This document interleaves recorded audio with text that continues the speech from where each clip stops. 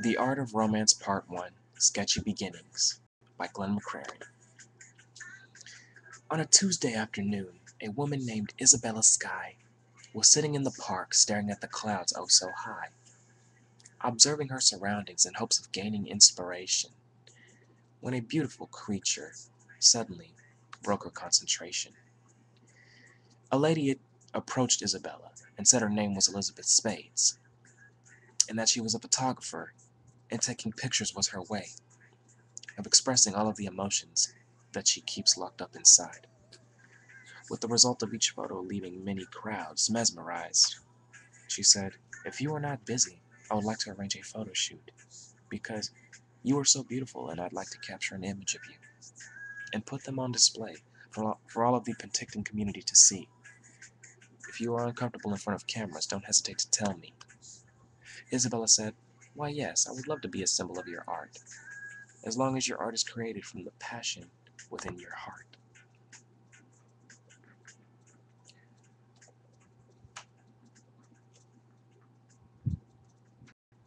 The Art of Romance Part 2, Snapshots of Love, by Glenn McCrary.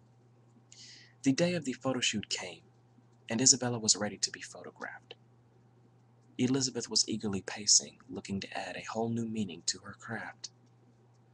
Isabella was specifically instructed to pose a white tiger's fur. Then Elizabeth started snapping and saving every picture that would work. As the cameras continued flashing, Elizabeth began to sink, deep into an ocean of love affecting the way that she thinks.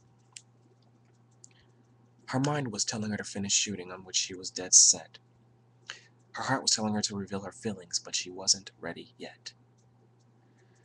Elizabeth was becoming very confused, indecision, unsure of what to do.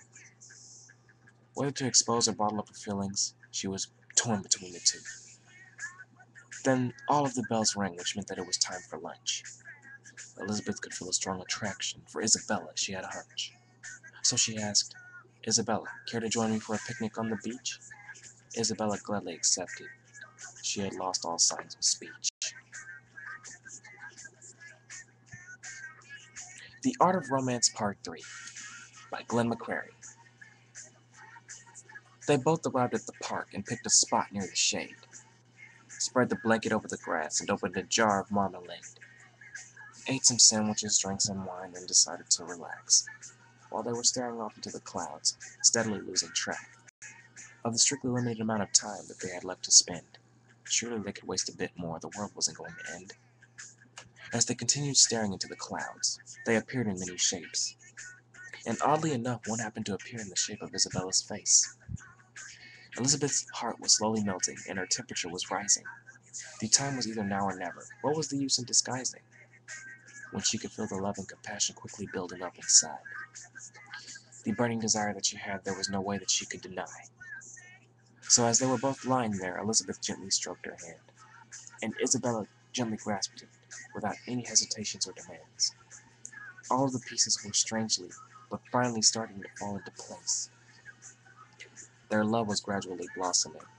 There was no more need to chase. The Art of Romance Part 4, Cherry Kisses, by Glenn McCrary. Shortly after the picnic, they wrapped up the shoot. Everyone left. They were alone. Elizabeth then packed up all of her equipment and offered to walk Isabella home. It was raining very heavily outside, but neither one of them really cared. They both loved the rain, so in their eyes it was naturally a fun day.